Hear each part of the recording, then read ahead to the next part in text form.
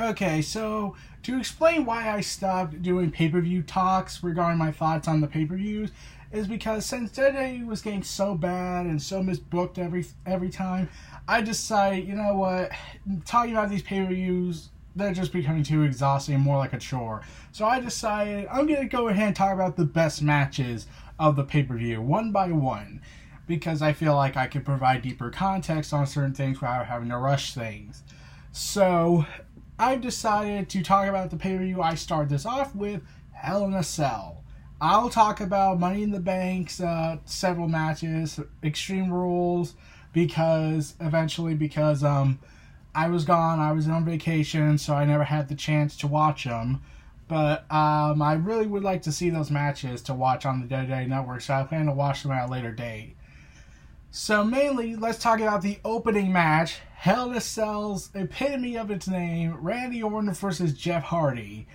Okay, so basically the build-up here is that Randy Orton had developed an ear fetish problem where he likes to go ahead and pull on Jeff Hardy's ear in a gratuitous fashion, and add in the context of how it was reported that Randy Orton has a tendency to touch his you-know-what and then make people shake his hand with it. Yeah, it's as disgusting as it sounds. And then you add in the context of him basically going into this guy's ear and pulling as tight as he can with either hand. You should be totally disgusted at this newfound fetish Orton has developed as a character. But yeah, I was surprised that they've been doing this with Randy. Like, you would think in the politically correct era they wouldn't go to this dark, disturbing territory. And then, like, throughout this match, this was Jeff Hardy's best match since he came back in singles competition since he came back. Randy Orton had said in interviews of the past that he doesn't go all out because reasons, but when he did this match, I felt like he's actually trying. He's actually trying. I was so close to wanting to just label him as lazy, but I didn't feel like doing that for several reasons. One is because I took into account of his numerous injuries over the years. I also took into account that he works full-time, and I also took into account that he's not Brock Lesnar in laziness. Unless it's somebody he likes.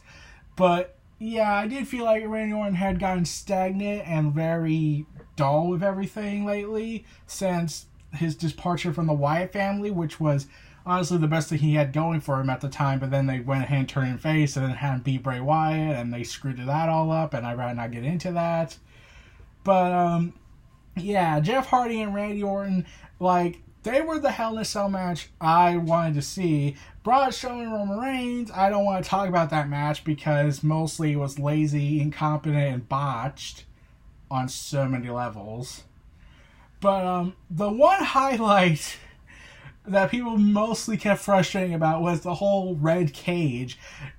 I saw the red cage of the Hell structure, and I'm just like, why is it red, though? Why is it red? And then a report came out why Vince decided to change the color to red. It's because all this talk about how long Hell in a Cell's been around, how it's been used for so many years, Vince said, oh, it's old, so we gotta change it up. Screw you, iconography. Old stuff is old. That's clearly what Vince is enlightening us with. He changed the Hell in a Cell structure because he thought it was old. You're kidding, right, Vince? You really have this ageism attitude you have? There was a report that recently came out before I talked about this video that Vince probably won't make Velveteen Dream a star on the main roster because he's, quote, too young. Or when he won't push Asuka because she's foreign and Japanese and doesn't speak the American language in his eyes. So, yeah, why is he still in charge? But enough about that. So, Jeff Hardy and Randy Orton, they went ahead and tore the house down. It was the second best match of the night. If Drew McIntyre and Dolph Ziggler versus The Shield didn't happen, I would have said this was the epic match of the night because there were some grotesque moments in here. You got Jeff Hardy looking like he killed himself at the end of the match. I wouldn't have been surprised. In fact, you had to also take it. Here's the thing. I was hoping Jeff Hardy wasn't going to do something stupid, because after what happened with Matt Hardy, how he had to forcibly retire because all those years of taking those dye bombs have resulted in his, and I'm not kidding, his spinal and pelvis bones merging together. Yeah. And then when I realized, wait, Jeff Hardy's been doing the same thing. Does that mean his is possibly merging?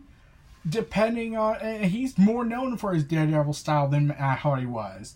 So, yeah, I just didn't want him to do anything high risk for that could result in more aggravation in his potential injury that could come and keep growing.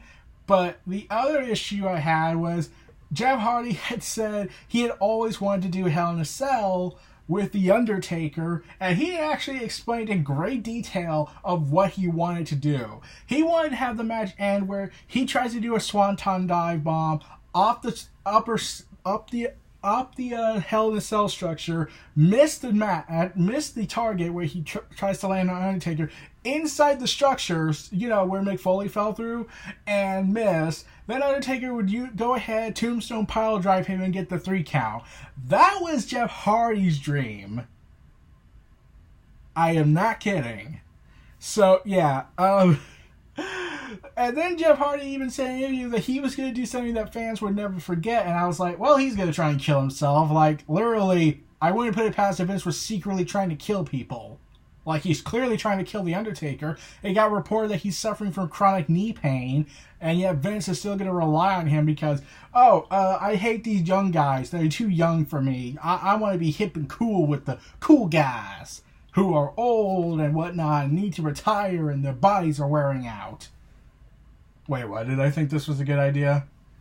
But anyways, and then we get another moment before that moment is when we see Orton bleeding out of his thigh, and it's revealed that a piece of skin and chunk of flesh actually came off of him. And I was like, oh god, I think I'm gonna be sick. Like this is...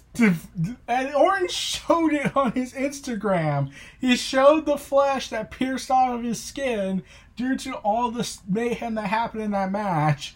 And I'm just left disgusted, aghast at oh god, this is Orton when he's trying. Okay, I like this. But then the most cringing, most horrible inducing moment we got out of that match was before all of that is when Randy Orton got this screwdriver out, and then I was like, no way. They're not going to obviously go that route. They're not really going to go there, right? In the politically corrected era where everyone's politically correct, it gets offended if someone even at once says the B word. And sure enough, they would try and have Jeff Hardy counter this before he actually inserted it into his ear. And sure enough, they went all the way with it. Orton goes ahead, puts the screwdriver into Jeff Hardy's earlobe, and starts to twist it and turn it and pull on it, twisting it several times. And I'm just like, oh god, I could not. Just talking about it makes me cringe. Just seeing that made me cringe. I have not cringed like that on wrestling programming in years. That was possibly 10 or so years ago, and that's a long time for me. Oh god. It's different from getting cringed at when a guy gets injured and you're seeing this guy and you know his history of medical problems or injury problems in a certain area like Undertaker. But when you see them saying, okay, in the script, we're going to have Orton, who has very fetish desires of putting his hand on his area and making people shake hands with it, pull it on Jeff's ear, and then proceed to pull it on Jeff's ear again with a screwdriver. That was all planned, and it was horrendously, disgustingly disturbed. I was just aghast that they did it. I did not anticipate that to happen, and that's something I really miss. The moments where you feel cringe and you feel horrified that this is am I really watching this? that makes you want to watch it more because it's just so freaking fascinating. And then he doesn't do that. Now Randy Orton is saying, hey, let's bring that back. I know we're in the PG era, damn it, and I'm bringing cringe back, baby. And it was just so disgusting. And then Jeff Hardy climbs on top of the structure, of the roof of the structure, drops down, looks like he hit his head. I almost thought he got a concussion from that. And the referee tried to stop the match, but Orton just demanded that he makes the count because Orton is pinning him now. And the referee does do the pinfall, and the match ends with Orton getting flawless, disgusting, cringe-filled victory. And like, all throughout this, I was like, I cannot get my mind off of the screwdriver spot. Like, oh god. I honestly thought when I started seeing blood pouring out, I kept thinking that, wait, is Jeff Hardy bleeding? Did they pull it so tight that it tore the earlobe somehow? Like, I have not cringed at that since I saw the footage of Mick Foley losing his ear. And that was a faraway cam shot, so we didn't see it in full detail, but we did see the aftermath photographs in his documentary, and yeah, it's disturbing. But, oh god.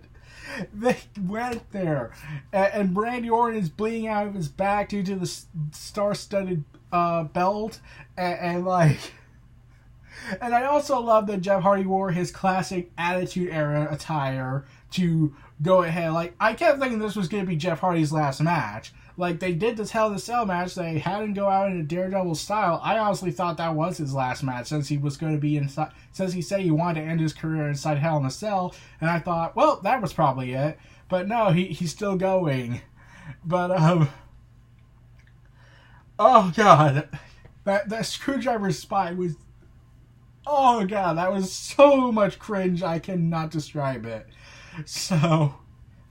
Yeah, Randy Orton is victorious. He's currently feuding with Ty Dillinger. I don't know if he's doing it for a long term. If so, Ty Dillinger is going to get a major push out of this. Going to get some major exposure in terms of character development. But I like to see where Randy Orton's disturbing fetishes go next. He's already gone into finger breaking now, and that made me say that I want to see Marty Scurll, Pete Dunne, and Randy Orton in a triple threat finger breaking match to see who is the most disturbed in finger breaking fetishes. So, yeah, those were my thoughts on Randy Orton versus Jeff Hardy inside Hell in a Cell 2018. This was Neo Reality Entertainment. Feel free to like, comment, subscribe, and donate. Stay tuned for more.